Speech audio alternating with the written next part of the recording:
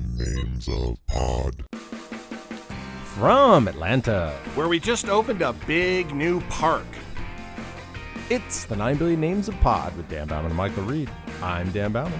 I'm masked at every possible orifice for my pleasure and your protection. So let's talk about some stuff. Let me take off my 42 masks. No. One mask is fine. It's fine. It's Yeah. preferred at this. Two is lovely, It can help, yeah. but the extra mask is not for me. It's for other people. And less is not good, no matter what people might tell you. So. No. How you doing there? Doing all right. It's been a minute. A lot Yeah, of stuff going you know, on. There's a lot of things going on in the world. A lot of things happening in Atlanta. Yeah. A lot of, as we're speaking right now, as we are recording, Ida has made landfall in Louisiana. Oh, has it made landfall? Yeah. And it is still going strong. Yeah, it's going to be an interesting couple of days. Yeah, for Louisiana again. I really hope New Orleans doesn't get killed again. Yeah. Well, All of Louisiana, Yeah. Well, I mean, it made landfall in Louisiana. Maybe another part of Louisiana can take a big hit this time and give New Orleans a breather, and then maybe they'll take it the next. Let's evenly trade off. Yeah. That's right. Let's distribute the pain and agony across. So what's been going on? What are you up to? I have recently become enamored with a sports team of all things. Oh, good Lord. Is it something to do with Rush? No. Okay. No. It is the Championship League Football Club, AFC Richmond. Oh, yes. Okay. So you see where I'm going with Then I will chime in as well. Yeah. So I'm guessing that you took my advice and started on Ted Lasso. We did. It was interesting. It was a couple weeks ago, and Courtney had a really bad day, and she's like, "Can we just watch something light and positive?" And I was like, "I keep hearing about this show, Ted Lasso, and I think we should give it a shot." And we watched half the first season in one sitting. The first season. Yeah. One night. I couldn't stop. I stayed up till like 4:30 in the morning because I literally could not stop. We had to, and then we watched the rest of it the next night and just blew through it. It was like I am gobsmacked at how perfect of a series of television that is. Yeah, I at the very beginning, Ted's chipper demeanor got a little irritating, but then after a while, I'm like, yeah, why not be that chipper? The world's a piece of shit, and this guy's just looking at that shit going, all right, Mr. Shit, we're going to work with you. We're going to put you over on the side there. What amazes me the most is, again, on paper, that show doesn't work at all. I know. And that David Sudeikis, Jason Sudeikis. I'm sorry, Jason Sudeikis. Yeah. I was, on and it's not even that. It is, they managed to make a show about a character who is unendingly positive without him being an idiot.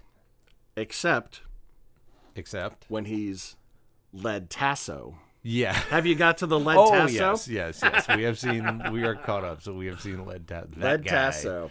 But I mean, they figured out a way to make a character not being, he's not an idiot. He's got issues. He's got some problems, and he's positive, but he's not a Pollyanna, and it's not annoying. It's just positive. You know what I mean? After you get over the fact that he's unrelentingly positive, you realize the guy is smart and he gets results, and you're like, okay. And the whole, my favorite character in the whole. Is it, he's here, he's there, he's every fucking where, Roy Kent. Roy Kent. That guy is a revelation. And you know what? That character. He is a writer. He was hired. He's head writer. He's an executive head writer. He was hired. He wasn't even going to be. And after a while, the producers went, this is really you. You should do this. Yeah. All right. And, my God. The character alone is brilliant, and his portrayal is unbelievable. I'm just amazed at how that show worked. okay, here was my take initially. The first episode or the first 2 episodes, I looked at Courtney. I was like, "There's one thing in the show I don't like, and I got to get over it." And she said, "What's that?" I said, "The plot of this would never happen." it's not. Well, I don't worry about that. The plot of this is the exact plot of Major League, Oh, the Charlie Sheen movie from the 80s. I want to and say, also an episode, if I'm not mistaken, of The Simpsons. oh well, that's that goes without saying. You know, except that Homer was a player. As I can't remember. He Something was a to- mascot. I know. Was that a that. It was He something I can't remember. Dancing Homer. Or no, maybe it was Peter Griffin going over. To play rugby. I can't remember what it Could have is. been one of them. But let's face it, between The Simpsons and Family Guy, everything's already been done. They've done it all. Yeah. You know. There's even a whole South Park episode about them Right. doing the Simpsons have done. Simpsons have already done Simpsons did it. But I was like, this is the plot of Major League, and I'm not gonna like this. And the fact that they allowed Rebecca to become a person and like show her flaws, and every character on that show. And you know what I found out recently? What? Rebecca? I think I know what you're gonna say. Shame. That's the shame Yep. religious zealot from Game of Thrones. Yeah. Yes. Unrecognizable. Also, apparently, she originated a character. I can't remember which one it is. It's the main female lead in Spamalot. Yeah, the Lady of the Lake. Lady of the Lake. Yeah. Yeah. And she is like a revered person in West End and Broadway Absolutely. circles where people are just like, oh my God, you know. Mm-hmm. And now she's doing this. And her storyline is, there's no storyline better than Roy Kent's storyline. No, in my it just opinion. keeps getting better. But I'm like, okay, I'm interested. I care. Oh, and Juno Temple. Yeah. Wow, completely different than I've ever seen her. Yeah. I think the first time I'd heard her name and seen her name in a bunch of stuff, Right. and she was in Maleficent. She was one of the fairies in either Maleficent or the Cinderella. I can't forget. Come which on one. now, Maleficent. Yeah. What? But she was like the yellow fairy. There's like the 3 fairies were. But Oh, I was like, yes. oh, that's that girl Juno The Temple. RGB fairies. Right, yeah. Yeah. And I've never and I was like, oh, that's that actress Juno Temple. And I just heard stuff about her. And then when she popped up in this, yeah, Keeley is amazing as well. The fact that I don't know, it's remarkable the way the positivity and the realism of the characters, and just every character is brilliant. Yeah. I am a hardcore Coach Beard fan. Oh my God. There's a lot going on there that we are going to hopefully find out someday. He is the duck on the surface, calm, cool, serene, but there's some stuff going on under the surface, and the way that he interacts with Ted. What was it? Lumberjack World Championship Finals qualifier, baby. And just walks out of the room. I mean, Yep. yeah, I have to say he would be my second favorite character. Yeah, pretty close. I mean, Ted's never going to be my favorite, but he is the engine that drives the show. The linchpin of that the whole allows, thing. Even some of the, the arc this series for Spoilers if you're not caught up. But it's just Jamie Tart. He's still in the picture. Yeah, and the fact that they're making him likable is remarkable. Slowly, because my God, he could have sailed to the moon on his ego from series 1. Oh my gosh. But even like the other players are starting to, I always liken it to I liken shows like this to The Simpsons, whereas the background characters become foreground characters, right? And the roster gets deeper and deeper and deeper. Community was like that, community. Leonard and Magnitude and Starburns, and they become, they don't waste those characters, right? And you've got Sam and you've got Danny Rojas, Football is Life, and Andre and Colin, and the whole the sponsor and the ethics with the Nigerian players. And I was just like, I got a little choked up. I get choked up and pretty much every episode. And the fact that Jamie Tart was the first person to say, give me the tape. Yeah. You know, everyone else is like kind he's of just trying. sitting there. You know, he's at least. And I'm like, good. That's called growth. That's called character development. Yep. Now, he may get on a winning streak and maybe backslide a bit, and that might be something. Oh, sure. I don't know because, Sure. I mean, you know. I have prediction. Okay, what's your prediction? Series 3, Yeah. or the end of Series 2, whatever ends up with the team. Yeah. He's going to bring that girl Shannon from the park as a player. He's going to hire her as a player at some point. Oh.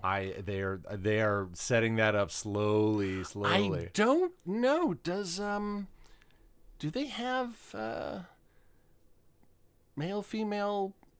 Most likely not, I don't but know. But maybe there's nothing that specifically is that- against it. Yeah. So they said, I why see, not? I see that coming. Okay. All right. I'm down with that. I'm putting that down. I'm down. Well, I guess the bottom line here, folks, Ted Lasso. I mean, I know on paper you look at it and go, what the? No. Actually, the thing that held us back was I'm not paying for another goddamn streaming service with Apple TV. That's where it's from. It was like, oh god, I don't know.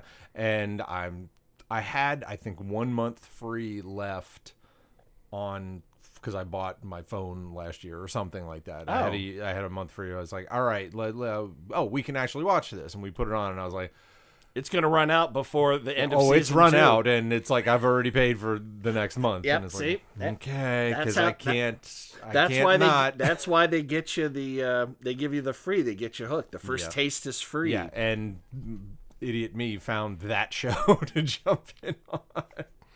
You didn't go into some crappy thing like, forget it. I'll let it. You went in on the premiere. I mean, I think a lot of people thought the premiere Apple Plus show was going to be the morning show with Steve Carell and Jennifer Aniston. Oh, okay, yeah. Good show for what it is. It's got a little kind of a Sorkin feel to it a little bit. It's got their next series is coming up, I think, in the next month or so, and I'll be watching it. But Ted Lasso came up and go, hold my beer. Yeah. We actually we were gonna watch. There's a show on there called Schmigadoon, which is Keegan-Michael Key and Cecily Strong. And I can't bring myself to watch. Well, that. it's musical. It's musical theater. It has of course, nothing we're to gonna do watch with it. It just well, yes, because of Courtney. Yeah, well, me too. And we're gonna, but we have still not gotten around to it because Ted Lasso keeps coming out every week. Because we watched it, I think we blew through it. I think the week before or the week of Series 2 premiering, so we just were able to just coast on in, Well, now that we've gotten that out of the way, let's get to the nerd stuff. Oh, that isn't it? Okay. Yeah. Okay. What if? Oh, yeah. Haven't talked about it. I think Yes. they 3 episodes. three so far. episodes in. I'm just gonna say right now, Chadwick. Yes. I knew it was coming. I did not know yeah. when in the series it was going to happen. Right. Turns out, episode 2. Yeah, if you haven't seen it, What If was a series of comic books that Marvel did exactly that. What if, so-and-so this happened. They're paving the way for the next Marvel arc in the multiverse. But they're using something they had sitting on the shelf. They've been doing What If for decades, and it's just like, hey, I want to write a story where Iron Man was a Skrull or something, and they're like, well, we can't do that in canon, but okay, let's do that. That's a bad example because that's a different series, but you know what I'm saying. I know what you're saying. 2 takeaways. Yeah. 1. The Watcher's head is freaking enormous. It's like a galaxy. Yeah. With well, 2 sun. Yeah. Ah, well. Yeah. The other one is that it's very smart in that they're doing this as an animated show. Yes, because they could get away. They could do a lot more. They could do a lot more. And a couple of things they've already gotten away with episode 3, spoilers. Yeah. A couple of characters that are very prominently played by X and X are voiced by different people because, one, Disney is mad at her right now, and the other one is he has left, and he is probably never coming back in any capacity. I don't agree. I will counter, Your Honor. Okay. They recorded this well before the Scarlet thing dropped, I would say. I'm going to counter your counter with, because it's animated, they can delete anybody and re-record. Now, whether that happened or That's not, a stretch. I don't know. That's a lot of money for them to spend because they're mad at Scarlett. Oh my gosh, instead of having billions and billions and billions of dollars, I'll still have billions and billions and billions of Hence dollars. the whole problem. They didn't pay her enough. But what was the other point? I don't think. Oh, you're talking about Tony.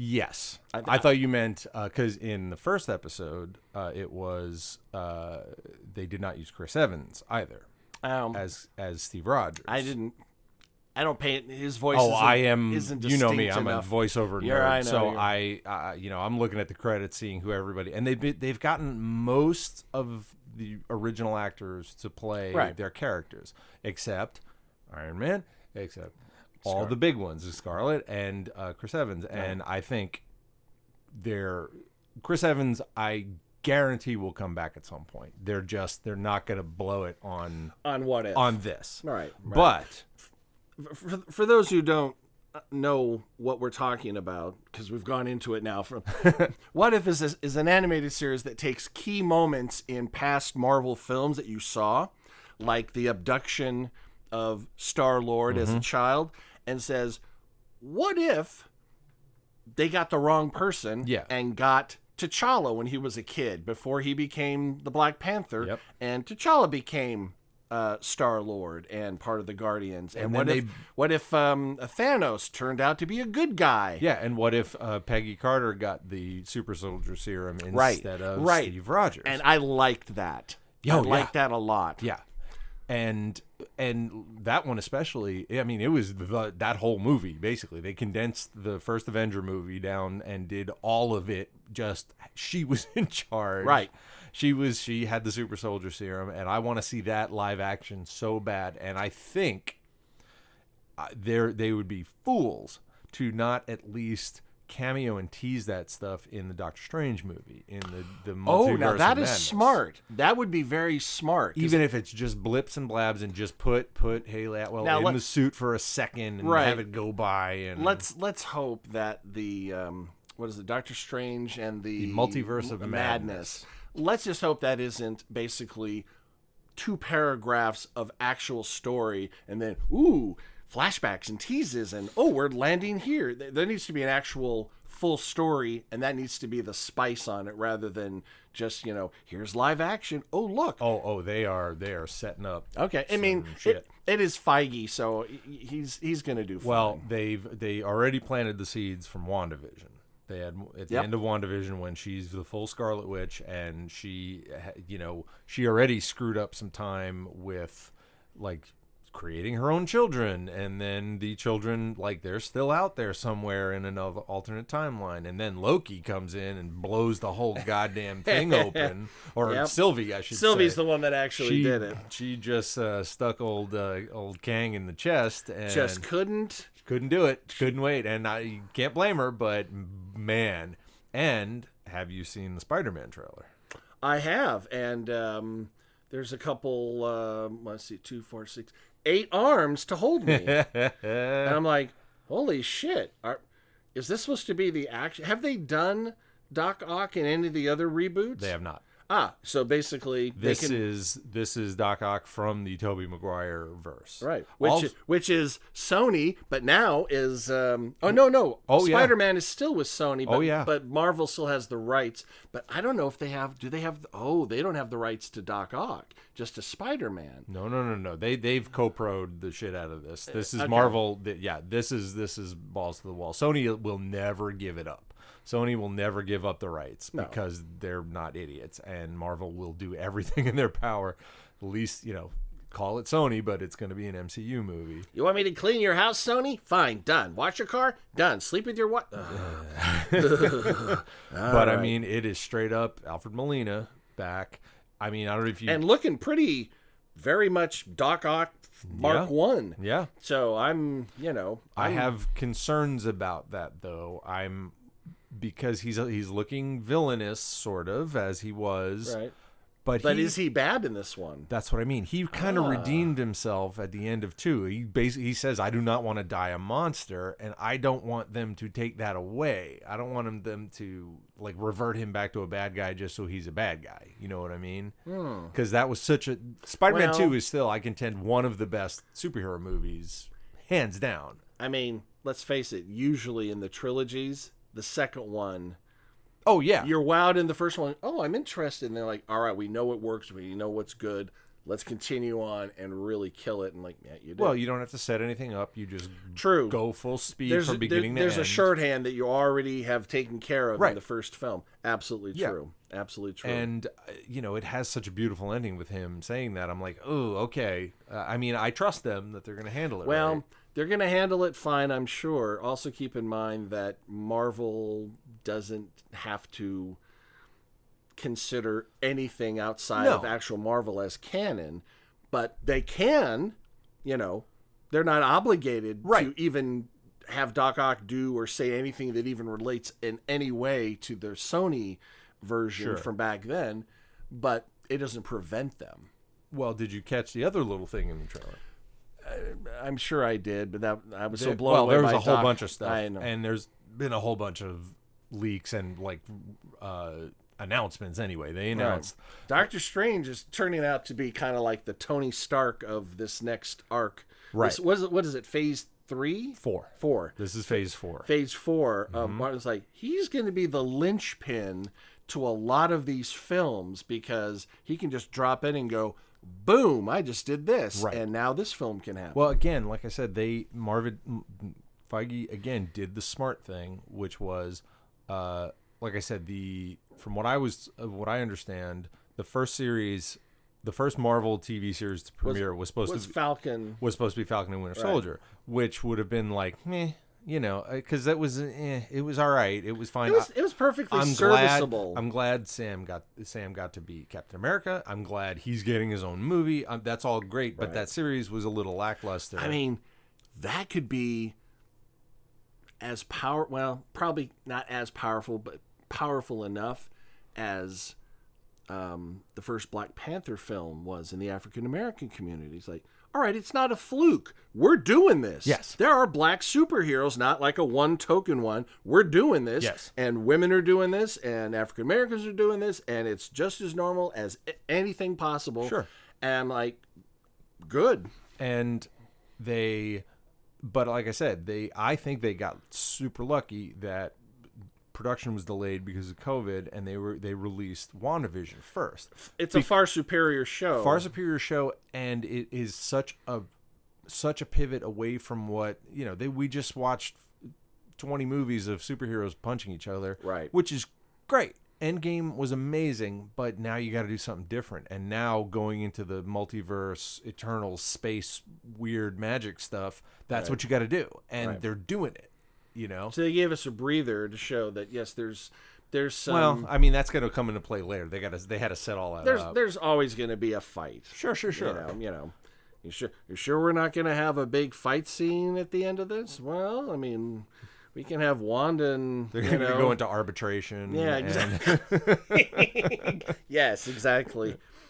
Your Honor, my client. Now, of course, on the other end of the Marvel universe, there's this new. Oh, sorry. There's another series coming out. Hawkeye. Okay. I couldn't be less enthusiastic. However, with good writing, even that lame-ass character could be made relevant and decent. Little hint. Yeah. It ain't going to be really about him. It's him grooming the next Hawkeye, which is a young woman named Kate Bishop. Oh. Played by Haley Steinfeld, which I don't think they've still actually announced yet, but... But you happen to know people. The internet, screams a lot of things. Right. They look at IMDb pages and they're like, she stopped having credits and there's no, maybe. And also, I mean, they teased it at the end of Black Widow. And I still haven't seen it. Oh, okay. Yep, that's that's another one of those films where I'm just like, I just don't care. But everyone says it was a really good film, so see it. And I will see it. It was a really good Marvel movie. It was exactly what it needed to be. It was super fun. I mean, the only Marvel films I haven't seen is Black Widow and then the second Thor film. Oh, well, good for you. Because that was apparently a huge piece of shit. It's the worst Marvel movie. Right. It's the worst MCU movie. And that's why. It's fine, and it's more Loki stuff, but it's just not good. It's not a good movie. Yeah. Black Widow is, and once it's free on Disney Plus, go for it. You'll enjoy it. There's no way on earth I'm spending $30. No, I won't spend that to go into a theater. The actress Florence Pugh is in it, and she is brilliant. I loved her in the original A New Hope. I'm sorry. Pew pew pew pew. Oh, that one hurt. That was so dad jokey. That one hurt. Oh, I gotta take a knee. I'm the Loki of dad jokey. No, she's even that was bad. She was in Little Women, and she's been in a bunch of stuff, and she's delightful. She steals this movie away from Scarlett, and Scarlett's really good in it, and you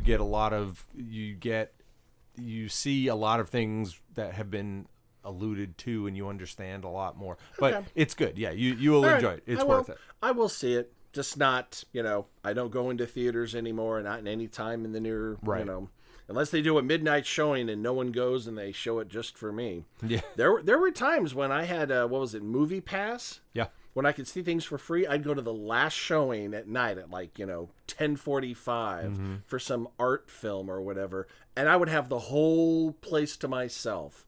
And I was fine with that. Some of the theaters were doing that. One of the theaters in Marietta was like, for $100 you can rent out the theater, and we have these movies that you can rent. And it was like older stuff, Jurassic Park but good stuff. But if you have a group of friends, $10 you can, that they're 12 people you're paid for, and you have your own theater to watch a thing. It's not a bad idea. No. But at least I know in my group of friends, which overlaps your group of friends, no, we're not doing that. Just, I have a kid, I have a friend who's immunocompromised, I have this and that, and you're just like, you know what?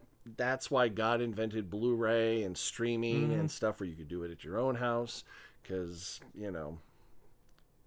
people are dumb Yeah. Hey, at least you don't. You're not the CEO of an airline called Delta. No. Or the owner of a beer company called Corona. Right. Welcome to the suck, Delta. Well, Corona made out crazy. They sold a shit ton of beer when this started. Did they really? They sure did. Yeah. Oh, boy, people were laughing before it got serious. Yeah, when it stopped, it was funny for a while. Up until the first 100,000 dying, everyone was still chuckling along. But as we crested 300,000-400,000, people, March of last year was real funny for Corona beer. Yeah, but not so much. No. Let's talk about a show that I have started watching on FX.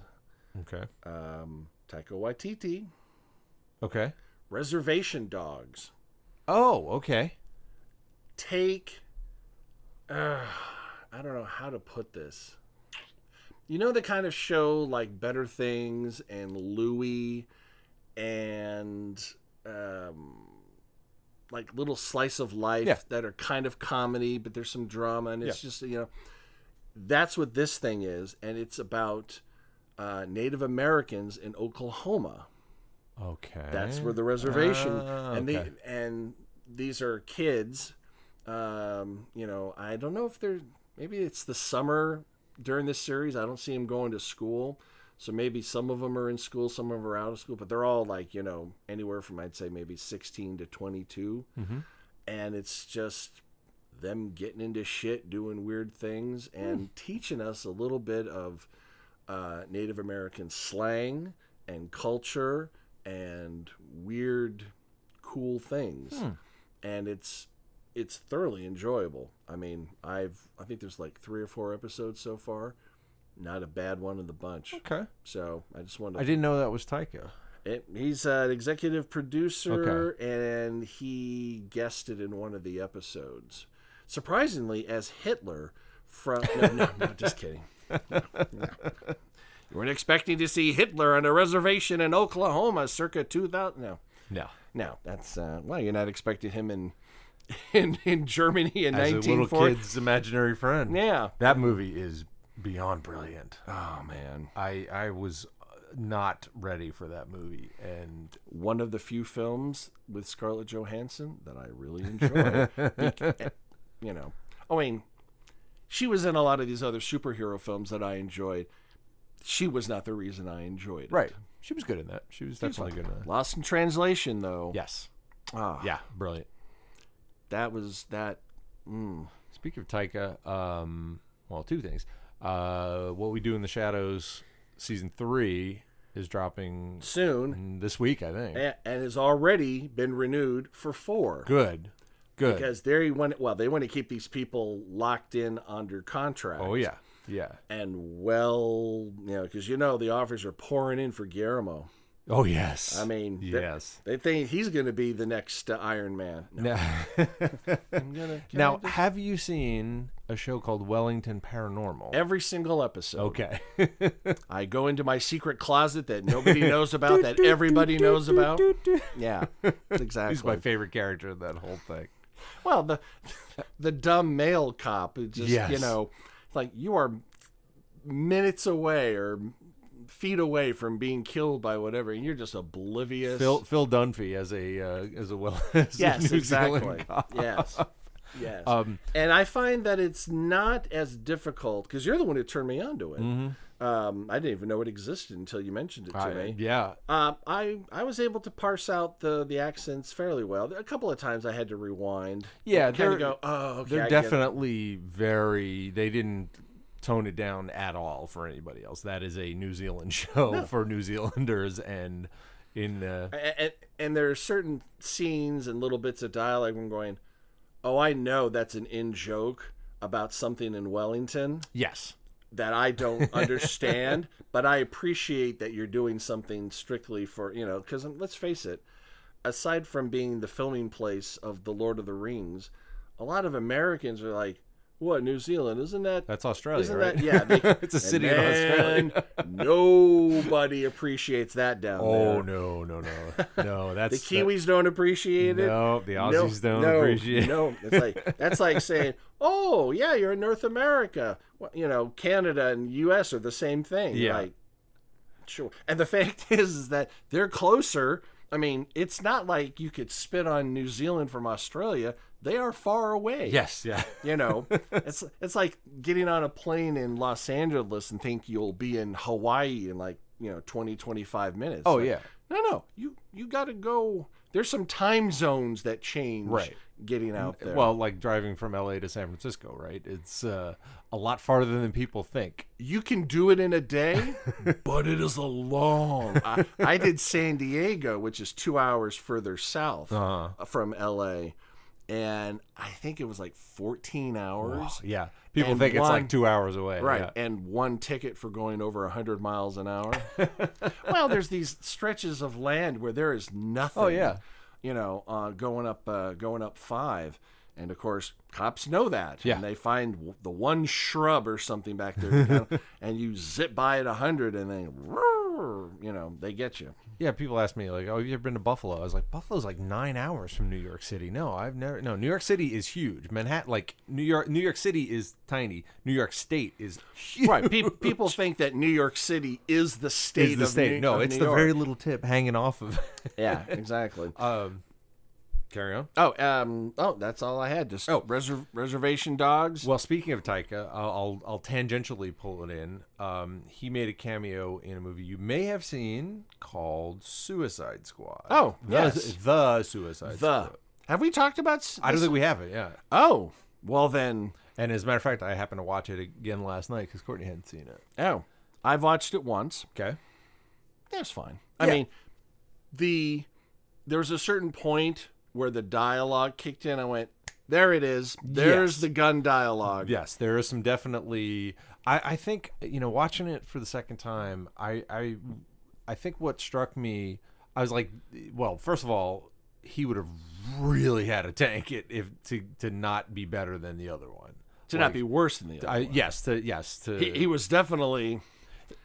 I mean, it was a slam dunk. There's no way he would have had to completely phone it in. Exactly. And he doesn't do that. Now, the genius.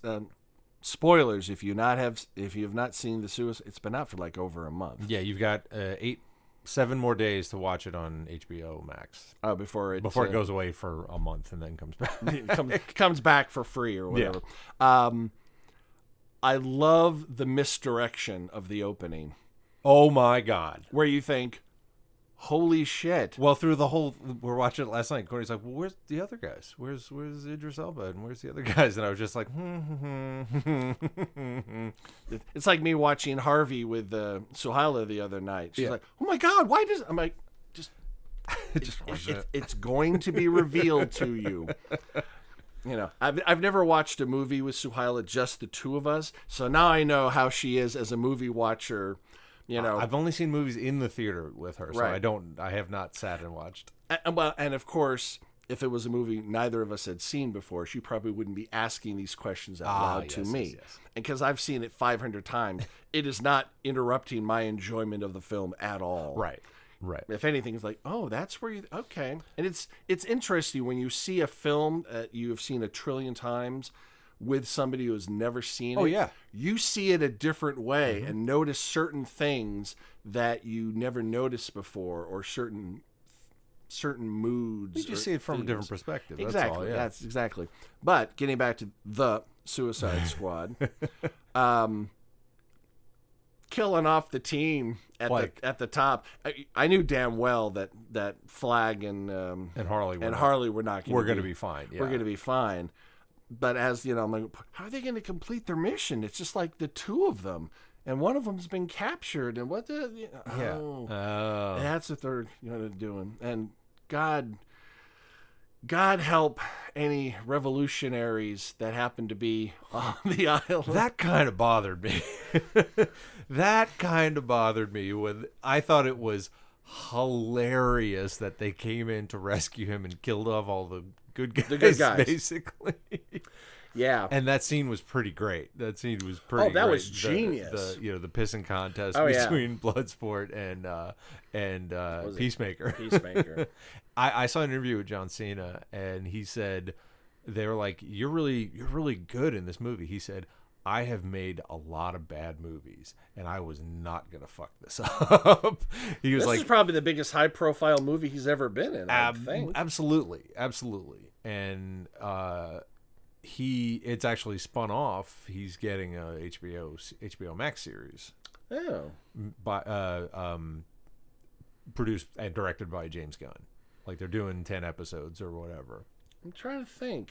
What happened to him at the end? There was a little tag at the end. Oh, that's right. Where they, they found him and, we're rebuilding him, whatever. Yeah, I forgot about that. But he was... They pulled a Marvel. Oh, sure. Well, that's comic books. Nobody ever dies in comic books.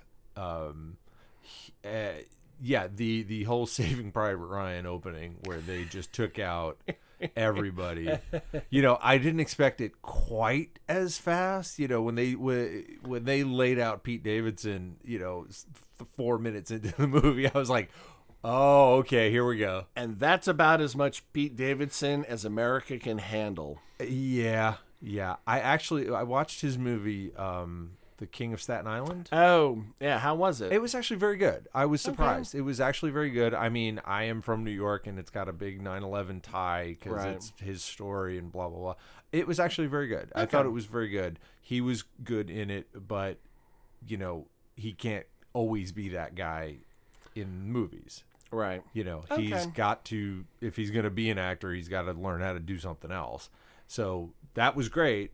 What else you got? But yes, watching him have his face blown off 3 minutes in, that was pretty great. And with good reason, because apparently he betrayed the team. Yeah, Who didn't betray the team, and who is my favorite underdog character, the weasel. Weasel. That was the most horrifying. That was pretty awful. That wasn't a cute, like, oh, it's a little weasel. No, that was like a nightmare fuel weasel. And I'm so glad that never spoke. Yeah. Because as soon as It made some noises. It made some noises, some real disturbing noises. But please don't talk, because then don't talk. You'll ruin it.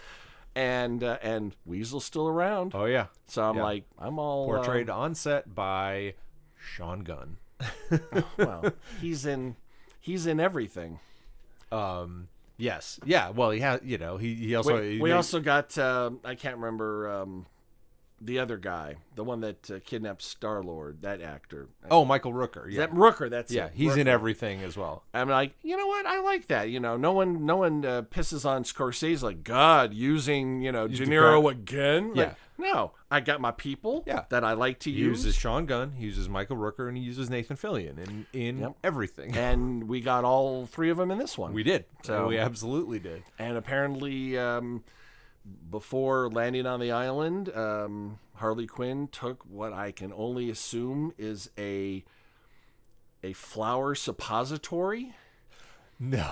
And then when she started killing, she just started pooping out a blast of flowers. I think it was to show how actually crazy she really is. It's a cool stylistic thing, and I appreciated it. I remember when the trailer first dropped, it was like right in the middle of COVID, and what do you mean right in the middle? We're still in COVID. Yes, well, right in the middle of last year's COVID. Thank you.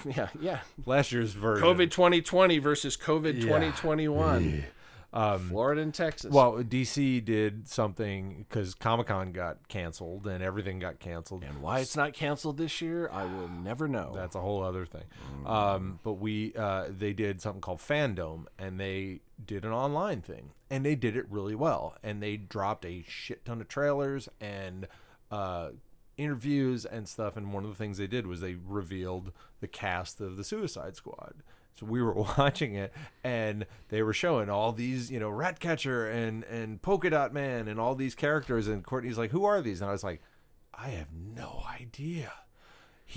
James Gunn knocked the barrel over and dug a couple of feet down to scrape up those characters. I don't know if every one of them is a DC character. They are absolutely. He didn't create anything new for Suicide Squad. No, from what I understand, those are all still. He just went into the vault and said, "Give me the worst ones you got." And he did the same thing with Guardians. They were like, "You want to use who to do what?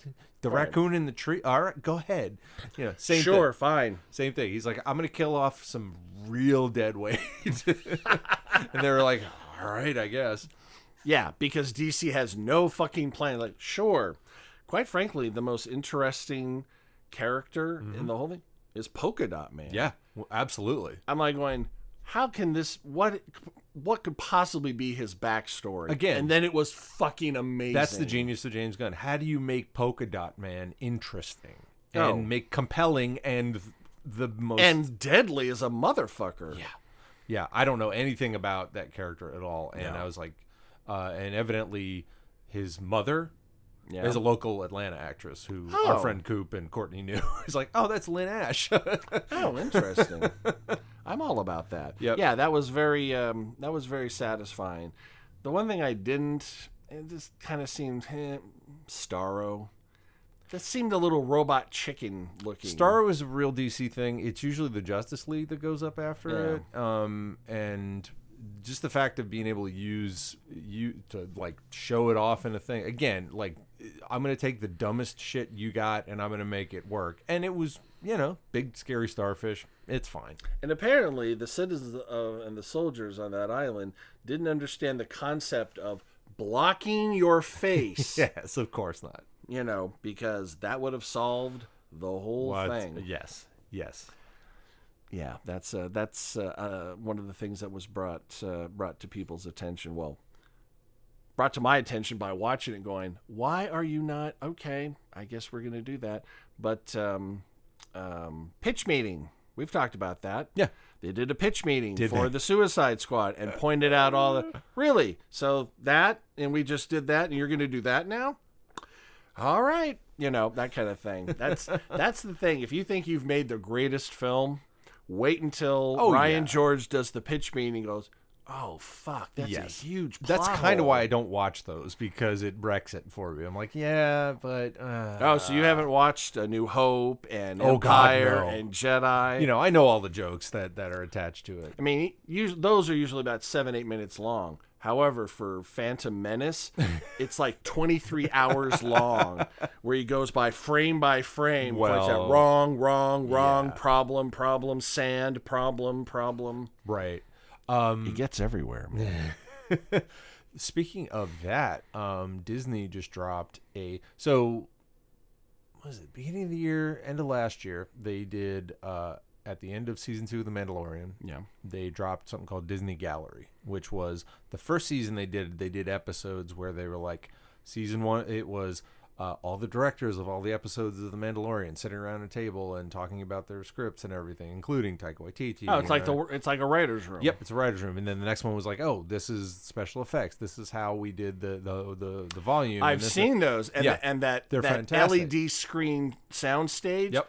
I was just like, look away. I want to have sex with this soundstage. It is. That's the future. They're just going to do that. But season 2, they just did like 1 2-hour or hour and a half special of this is the entire season.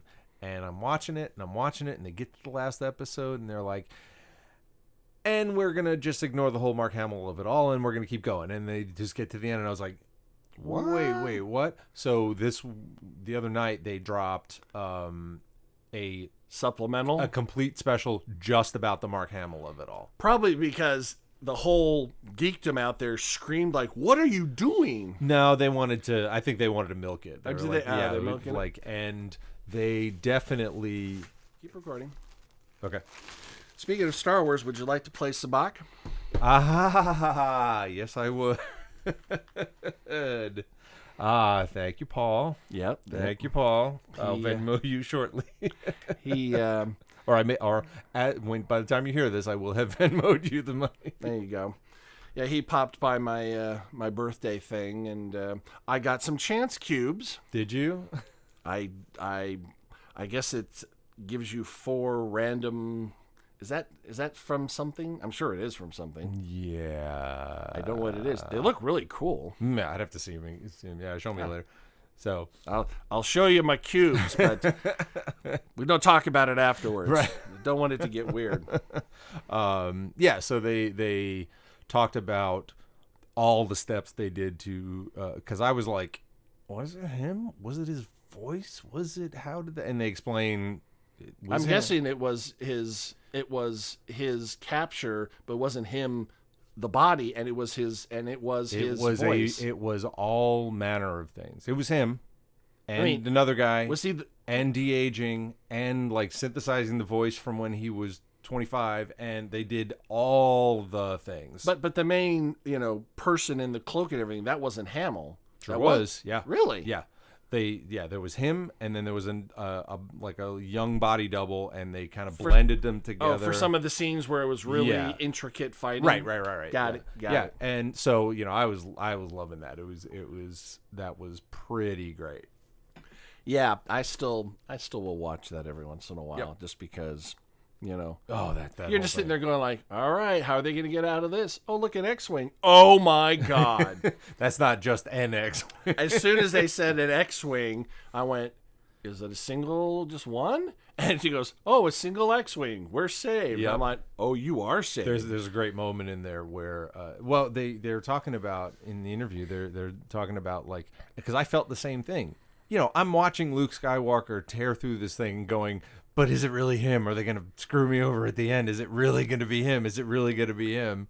My question, as soon as I saw the green lightsaber, I knew. Right. Well, there's a lot of green lightsabers. No, they wouldn't do that. If they did a green lightsaber and he took off his cloak and just some random person, I'd be like, the internet would have like imploded on itself. They said one of the producers said, it's been 17 months and I can finally say the 2 words, Luke Skywalker. We haven't been allowed to say it. They used another Jedi's code as the code name, and they like even on set, he said we never were allowed to say it, and he goes, now I feel weird saying. Right. Because the thing I really enjoy reading about sometimes or hearing about in interviews are the security that they do on sets just to keep as many people as possible. Oh yeah. I just found out now that they wrapped an episode of MASH, Okay. and everyone thought it was done, and they pulled Alan Alda aside and said, "This is what's going to happen." And I know exactly what you're talking about. And they brought it back. We're going to shoot something else, and then Radar came in and announced that Henry Blake had died. Yeah. And everyone's reaction was genuine. Yeah. And I was like, and I think they told Gary Berghoff like right then. It's like, read this. I did find out that there was a problem with shooting that, and he actually had to do that scene again the second time, but they kept everyone's reactions from the first, apparently, or something. But yeah, that's another famous one was there was a very famous episode of Dallas, and I'm not talking about where JR got shot, the television show Dallas, when they brought Bobby Ewing, Patrick, back from the dead. God. And the way they did it, it was pretty well like lambasted because it was a dream, like the entire season was a dream or something. Yeah, if it was an episode, sure. An entire season of Dallas is a dream. Yeah. But then again, all Dallas was a soap opera in prime time. They do that shit on soap operas all the time. And what they did was, because the reveal was you heard someone in a shower and his wife or whatever walks into the bathroom and he turns around and he says, "Hi." And what they did was they set up a quote-unquote commercial shoot for a quote-unquote shampoo brand or something. And they filmed Patrick Duffy taking a shower where he turns and he says, "Hi, I'm here using so-and-so shampoo." And they just totally... They and cut then just the rest of it and clipped it off and they tacked it on, and there you go. That's how you... That's pretty brilliant. That's how you do it. I like stuff like that. Yep. One of the things we know was going to happen was that Jodie Whittaker is leaving Doctor Who. She is. What we didn't know at the time, and now we know, Chris Chibnall, who has been chomping at the bit for this job, is leaving as well. Yes. And I am so torn because I love her and I did not care for his story arcs at all. I thought they were fine, but going into this last series, I'm not real thrilled with how they're monkeying with the canon, and I really like her Doctor. Yeah. I just think they made a lot of missteps all along the way, and I'm not, I wish him well, but I'm not unhappy to see him. You're not going to cry about it. No, I'm hoping whoever comes up can. I don't want to say right the ship because I mean it is what it is, but it's Doctor Who. It's Doctor Who. It's kind of a, I don't want to say cheesy, but kind of it's light entertainment, except when it gets really serious and you cry. It's kind of hard to mess it up so bad that people just go and the away regeneration is pretty much a reset button for the whole thing. It is. You can use whatever canon you want, but I mean you can go forward and your way, which is great, which is what's great about that show. So right, it's we'll see. Now, who has put his name up as a possible replacement? There's a billion different rumors, but who were we talking about? I know him. You know him, and he's been in touch with the BBC. All right. Straczynski from Babylon 5, the executor of Harlan's estate. Oh. He has put his name out there. I did see that. I didn't know you knew him. The latest word is that they're aware he's interested. They know his pedigree. Is he British? He is not. Aha. And he knew that going in. I mean, that's, It's a long shot. I mean, he's not going to Ted Lasso this thing. And Right, but he said, you said take the that swing. they were, contact has been made, but they have their process, and that's fine. I would like to see him maybe jump in on a script, perhaps. Oh yeah, that would be phenomenal. That would be totally doable. But as a showrunner, it's almost like having a James Bond played, by Brad Pitt or something like that. Yes, probably would do just a fine job. But the Brits, they're not going to go. And there's something quintessentially British about the show, 100%. and also about James Bond, that even if you're a phenomenal actor, it's never going to be an American. It's like learning French and then going to France and speaking. They'll know. Yes, they'll understand you, but the little subtleties, the little emphases on the syllables. Yeah, they're just not going to tolerate a. No. They're not going to let Renee Zellweger, Bridget Jones. That was dicey enough as it was. They're not going to let something like that happen to either Doctor Who or James Bond at all. No, not one. But we've had a female Doctor Who. Why not a female James? I mean, James is also can be a girl's name. Yeah. I mean, it does go against a lot of the tropes that's of the really series. hard. That's going to be a lot harder. You don't think Helen Mirren of maybe 20 years ago would have destroyed that role? Yeah, I just don't understand how the logic could work. Like with Doctor Who, it makes complete sense, and I would take Helen Mirren Doctor now.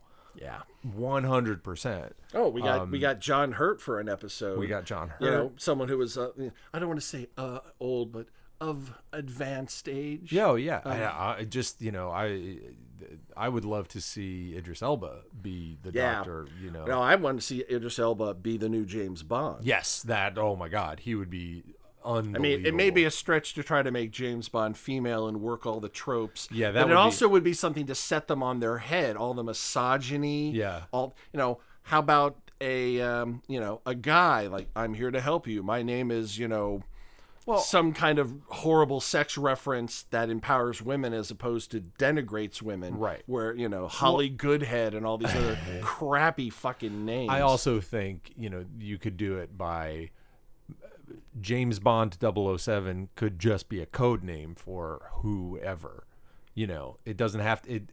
It can't possibly be the same guy all this time. They've changed all the other actors too. Right. He was fighting the Soviet Union back in. It's like yes. James Bond is spelling his 92nd birthday this year. And I thought Christmas only came once a year. God, absolutely terrible. Also, Sweet Tooth has been renewed for season 2. Get excited. Okay. Which you haven't started watching yet. I have not. Because if you had, you would be talking about it. Yeah, okay. We'll get there. I'll get there and we'll. Just putting that out there. Hate to go out on a somber note, but an uplifting. It is not. Yeah, I don't somber. find it somber. Charlie Watts of the Rolling Stones passed away peacefully. Yep. About 2 months past his 80th birthday. Mm-hmm. And as I've said many times before, if you die after you're 80, still sad, still tragic, but not cut short in the prime of life. Right. If you get to 80, that's pretty decent. Please live to 140 if you can, with a quality of life that you can enjoy yourself. But if you make it to 80, I'm not going to go, he had so much more to do. Right. And he was also not 80 years old sitting in a assisted living facility. He was 80 years old. He drummed like what? He was 6 months ago. He had declined, but he was planning to go on a world tour with his band for the last 50 years. Right. Yeah. Apparently, the Stones are going out on tour in another month or two. Yeah. And his doctor, apparently, they've been very cagey about what exactly was going on, but his doctor said, probably not a good idea to go out on tour. So they had someone else to step in. And now we find out whether it was something that they knew about and he would be dead soon, or whether it was something that came suddenly. It's also, you're 80. You got to take it a little easy. But I mean, this guy was fucking class. I mean, am not the biggest Stones fan. I completely appreciate what they've done, but no one will ever do what they've done again. No one will ever be the longevity that they had with mostly the same people. 3 out of 5. Yeah. I mean, Watts, Jagger, and Richards. Yep. Woods came in the 70s. Right. So, I mean, he's the new kid in the band. Yeah, and Bill Wyman left in the 90s. Was that it? Yeah. But Daryl Jones, I think, he's been basing with him since the 90s. Yeah. So he's been around for 25 years. Technically not a Rolling Stone, but for all intents and purposes, he is at this point. My guess is that probably Richards, did he play bass on the records that they did? Because sometimes I don't know. Multi-instrumentalists will go, we're going to record it. I know Daryl Jones toured with them. Right, but exactly. I don't know if he ever But there's a difference. Sometimes stuff. if, like Prince could do all the instruments on an album, but going out on tour, he needs people to play the parts because he needs to do his stuff. Dave Grohl did the first Foo Fighters album pretty much by himself. All by himself. That's right. And then, and to his credit, not to take a sidebar, he, once they toured and put that band together, he never played drums, like recorded drums for them again. It was always Taylor Hawkins. Oh, really? Yeah. Oh, good. Yeah. I mean, he was played with everybody else in well, the aside from world. Pat Smear, he's the most known person in the band, just by his personality. Mm-hmm. Pat had a good resume. In fact, he played with Nirvana as a second guitarist on tour and stuff like that. So fare thee well to Charlie Watts, class act, writer, painter, jazz musician. I mean, it's surprising what you can accomplish when you're not trying to be a rock star. And aside from what I hear was about a 2-year stint of doing heroin, no drugs, and that was, I think, in the 60s. Yeah. So for 40 plus years, drug free. Yeah. The story that I appreciate the most about Charlie Watts that's been told after he passed was that, Charlie was notorious. He would get off stage, he would go back to the hotel, and he would go to bed. Mm-hmm. Well, apparently at 5 a.m. one night, Jagger called his hotel room and said, "Hey, get down here. Everyone wants to see you, Charlie. Come on. Where's my drummer? Where's my drummer?" And he goes, "All right." Gets showered, gets dressed, like he does because he's a class act, and goes down there and punches Mick Jagger in the face so hard he barrels backwards into a window that they had to grab him because he might have gone through it. And Charlie said, "I'm not your drummer, you're my singer," and then departed. And as an aside, what he should have said just as he was leaving the room was, "Medication time. Medication time." We ran out of time. I will tell you next week. The 9 Billion Names of Pod was conceived, written, and performed by Michael Reed and Dan Bauman, with Abdul Benny Hassan as the sound of splintering wood. Research, transportation, and exasperated looks by Courtney Lohner.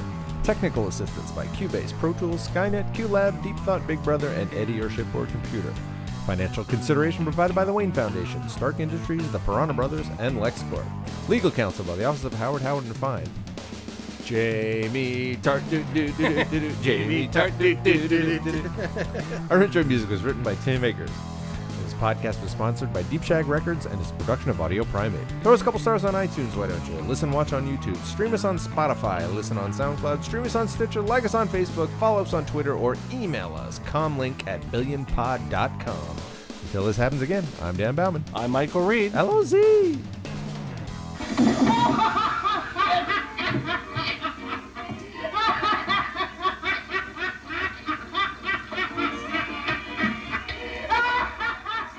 Audio Primate. Shit. Did I butt dial you? I think this is a butt dial. Enjoy the butt dial.